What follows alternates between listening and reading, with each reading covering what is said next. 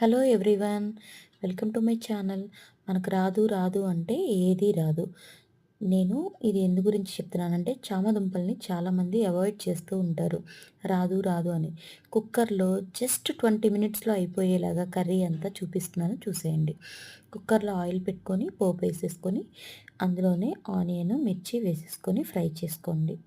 Onions మంచిగా fry అయిన తర్వాత అందులో జింజర్ గార్లిక్ పేస్ట్ యాడ్ చేసుకోండి.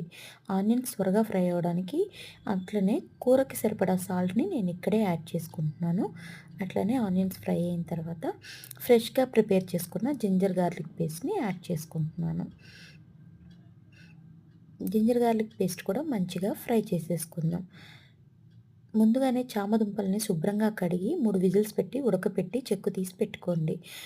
ఈ జింజర్ గార్లిక్ పేస్ట్ కూడా ఫ్రై అయిన తర్వాత సన్నగా చాప్ చేసుకున్న టొమాటోస్ వేసి అవి మెత్తగా ఫ్రై అయిన దాకా ఫ్రై చేసుకోండి. ఇందులోనే పసుపు, కారము, గరం మసాలా, ధనియాల పొడి, కొంచెం సాంబార్ పొడి కూడా యాడ్ చేసుకోండి. టేస్ట్ చాలా బాగుంటుంది. అలాగే చామదుంపల్ని కూడా అన్నీ ఒకే సైజులో ఉండేలా కట్ చేసి పెట్టుకోండి. వీటిని కూడా వేసేసి మొత్తం ఒకసారి కలపండి. కలిపిన తర్వాత చింతపండుని నానబెట్టి ఉంచుకోండి.